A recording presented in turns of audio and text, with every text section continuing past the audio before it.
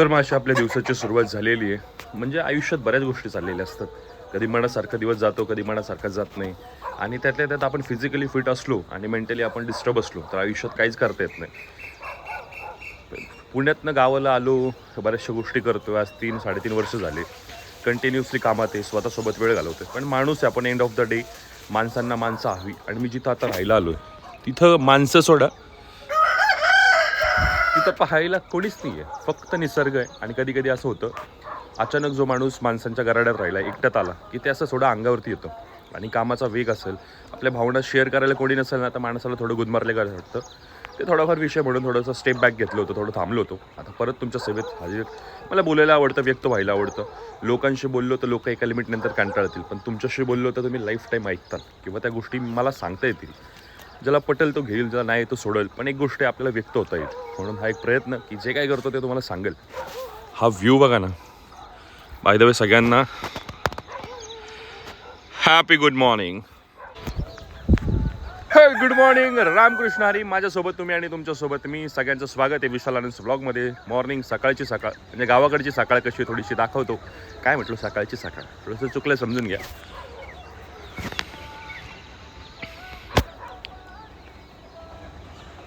आणि इथं तुमच्यासोबत मी दिवसाची सुरुवात करतोय. खूप जास्त आयुष्यात धडपड चालू आहे.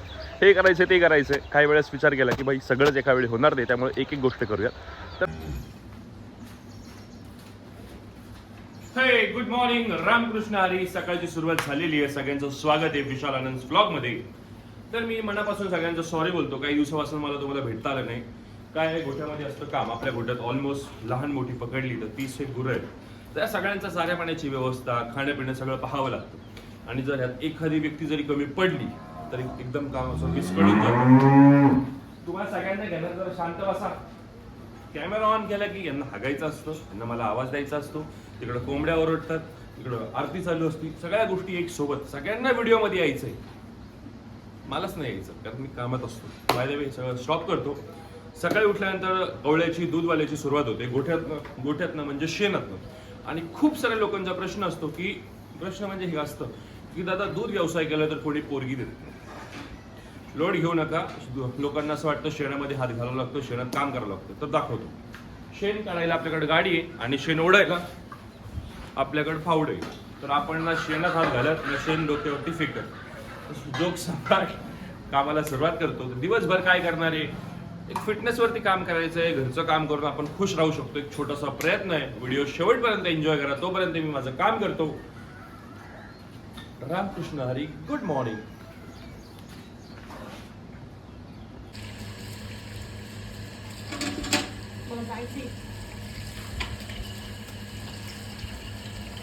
माझं नमस्कार, रामकृष्ण हरी. माझ्यासोबत तुम्ही आणि तुमच्यासोबत मी. माझा हा व्हिडिओ म्हणजे हा व्हिडिओ बनवायचा उद्देश आहे, म्हणजे खूप सारे मित्र विचारतात आयुष्याची सुरुवात कुठून करू.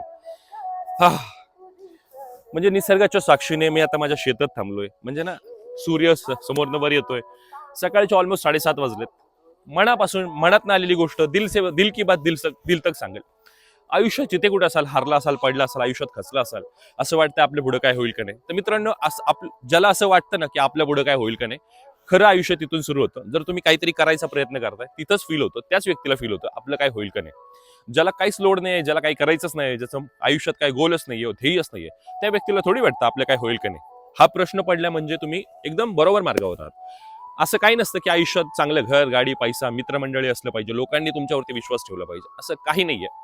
स्वतःवरती विश्वास ठेवा. आणि जिथे कुठं जे काही येतं, प्रत्येकाच्या आतमध्ये काहीतरी इनबिल्ट टॅलेंट असतं. तुम्ही कोणी शिकू शकता, काहीतरी शिकू शकता, किंवा लोकांसोबत बोलू शकता, लोकांचं ऐकून घेऊ शकता. Today is the multiple ways to earn money. खूप सारी माध्यमे, आपण 21व्या सदीमध्ये राहतो. इथं लोक भंगार विकून, कपडे विकून, लोकांचे शब्द विकून, लोकांसोबत लोकांचं ऐकून, काही ज्याला विकता येतं, जो माणूस स्वतःला विकू शकतो, जो जगामध्ये कुठेही टिकू शकतो.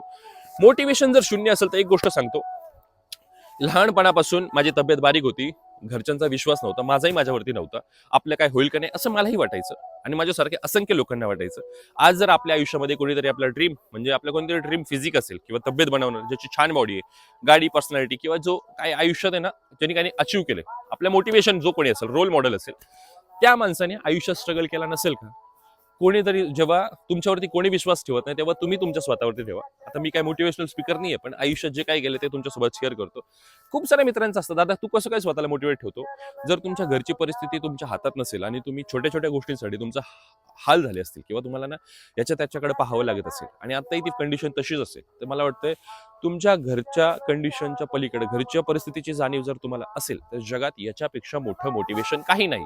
जिथे कुठे असाल, खेड्यात असाल, शहरात असाल, तुमच्याकडे पैसे असतील किंवा नसतील, पण तुमच्याकडे एक इच्छाशक्ती आहे, मला काहीतरी करायचंय. आज ना उद्या ती गोष्ट मिळेल. आपल्याला आयुष्यात एखादी गोष्ट भेटत नाही का, तर आपण शेवटपर्यंत थांबत नाही आणि त्याच्यासाठी काम करत नाही. आपल्याला असं वाटतं 4-8 दिवस करतो, लोक एन्जॉय करतायत, सण सेलिब्रेट करताय, कोणी कोणाच्या लग्नाला, बर्थडेला, पार्टी, क्लब, पब सगळं काय चाललंय आणि मी एकटाच काम करतो. भावा, जे कोणी हे काय करतायत ना, ते त्यांच्या आयुष्यात तेवढ्या गोष्टी वेल टू डू असतात. आपण आपली परिस्थिती त्यांच्याशी तेव्हा कम्पेअर नाही करत. ते लोक फिरतात, ते लोक एन्जॉय करतात, आपण त्या गोष्टींना स्वतःशी कम्पेअर करतो. कम्पेअर जर करायचं ना, तर एखादा आयुष्यात स्ट्रगल करून तिथपर्यंत पोहोचला असेल, एखाद्याची फॅमिली चांगली जरी असेल, तर आपण कम्पेअर जर करायच्यात ना, आपले आणि त्या व्यक्तीचे कष्ट आणि आपली फॅमिली बॅकग्राऊंड कम्पेअर करूयात. प्रत्येकाची अपब्रिंगिंग वेगळी असते, प्रत्येकाच्या आयुष्यातले प्लस मायनस वेगळे असतात. जर आयुष्यात कुठं असं वाटत असेल ना, हे माझ्यासोबतच का, तर तुमच्यासोबत नाही, माझ्यासोबत पण होतं. खूप जास्त काम करावं लागतं. सकाळी उठल्यापासून संध्याकाळी झोपेपर्यंत भरपूर काम करतो. कधी कधी असं वाटतं हे माझ्यासोबतच का, पण आता एवढं लाखो लोक माझ्यावरती प्रेम करतायत, तुम्ही लोक मला जपताय, मग मग असं पण म्हटलं पाहिजे देवानी, हे तुझ्यासोबतच का. सांगायचं तात्पर्य काय, जिथे कुठे असाल एकदा फक्त वेळ काढून स्वतःसोबत वेळ द्या. आयुष्य म्हणजे काय हे ओळखा. मित्रांनो, तुम्ही आजारी झालात, खूप जास्त तुमची तब्येत खराब आहे, तुम्ही डॉक्टर केअर गेलात, डॉक्टरने दिलेल्या गोळ्या तुम्ही नाही घेतल्या, तुम्ही तुमच्या भावाला आणि आईला दिल्यात, तर तुमचं शरीर बरं होईल का? आयुष्यातले प्रॉब्लेम आहेत. जर स्वतःसोबत वेळ घालवला, मी कोण आहे, मला काय हवंय, मला काय केल्याने माझ्या चेहऱ्यावरती स्माईल येते आणि मला कुठे पोहोचायचंय. आता मला इथून जर पुण्याला कोथरूडला जायचंय, तर मॅपवर टाकलं ना कोथरूड, तर मी सरळ कोथरूडला जाईन, पण मला पुण्याला जायचंय. पुण्यात कुठं जायचंय, पुण्यामध्ये इतके एरिया आहेत, तर माझं आयुष्य संपून जाईल, ते पुणे संपणार नाही. सांगायचं तात्पर्य काय, तुमचे जर गोल असतील, तुम्हाला काहीतरी करायचं असेल, एक्झॅक्टली तुमच्याकडे गोल प्लॅन असला पाहिजे. सकाळ संध्याकाळ त्या गोष्टी तुमच्या डोळ्यासमोर असल्या पाहिजे. जितकं तुम्ही एखाद्या गोष्टी ऐकता, जेवढ्या पाहता, तसे तुम्ही त्या गोष्टींमध्ये इंडल्ज होता. आता जर मला सांगा, तुम्हाला एखाद्या आवडत्या व्यक्तीला भेटायला जायचंय, तुमच्या घरचे पाठवत नाहीयेत, पण तुम्हाला भेटायचंच आहे, तर तुम्ही ना काही पण जुगाड लावून पुढे मागं करून त्या व्यक्तीला भेटायला जाता का? तुमच्याकडे काम जरी भरपूर असलं तरी, कारण तुमचा ना फोकस एका जागेवरती असतं, मला ह्या टायमाला तिथं पोचायचंय. का? तर तुम्ही बाकीच्या गोष्टी नव्हत्या का? होत्या, पण तुमचं लक्ष कॉन्सन्ट्रेट झालं, तुम्ही त्या गोष्टीवरती फोकस केला आणि तुमचे पूर्ण एफर्ट्स त्या डायरेक्शनला दिले. जर तुमचा गोल, तुम्हाला आयुष्यात काय करायचंय, कुठं पोहोचायचंय, हे जर क्लिअर असेल, सकाळ संध्याकाळ त्या भिंतीवरती कुठं चिटकवलेले असेल, तुम्ही ते पाहताय, तुम्ही त्या गोष्टी कळत न कळत तुमचा माइंड तुम्हाला सांगेल की मला हे काम.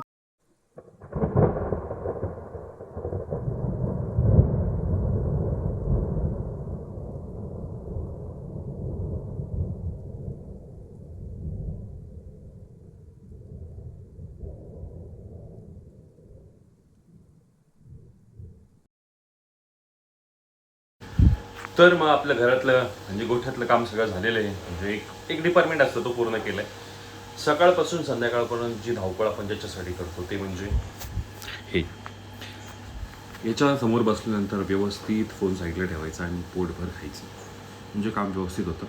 बाय द वे, ही सगळी जी धाकाधकी ती याच्यासाठी नसावी. याच्यापेक्षा पण खूप जास्त आयुष्य त्याच्यासाठी काम करायचं आहे. काम करताना विचार नका करू फक्त 2 टायमाच्या वेळेवरती जेवण पाहिजे, ते कोणी मिळवतं. माणूस म्हणून जन्म मिळाला आहे, विचार करू शकतो, बोलू शकतो, व्यक्त होऊ शकतो, म्हणजे काही जगात आहे ते एक्सप्लोअर पण करू शकतो. बाय द वे, चुकीचा अर्थ घेऊ नका, पण प्रत्येकाला सांगाल जे आवडतं ते करायला सुरुवात करा. 2 टायमाच्या वेळेवरती जेवण आपण तसंही कमवतो. पटतंय का? तुम्ही व्हिडिओ एन्जॉय करा.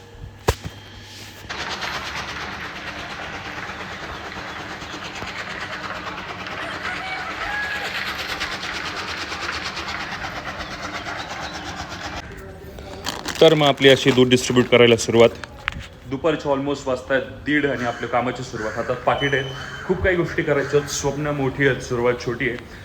काही दिवसापासून खूप जास्त तब्येत सगळं काही विस्कळीत चाललंय. आपल्याला पोचायचं आहे 2वरती. खूप काही विस्कळीत चाललंय, पण ठीक आहे, it's okay, it's a part of life. हातात पाकिट आहेत, कस्टमर लोकांचे फोन येतात, दादा तू कुठे आहेस, लवकर आहे.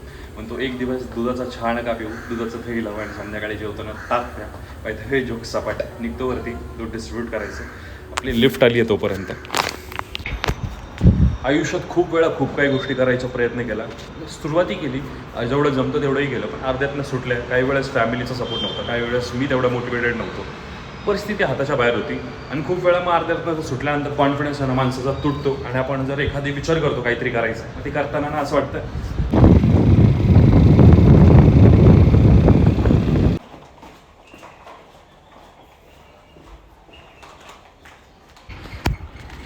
तर मग दुपारच्या ऑलमोस्ट 3 वाजता आहेत. आपलं काम वगैरे दूध टाकून झालेलं आहे.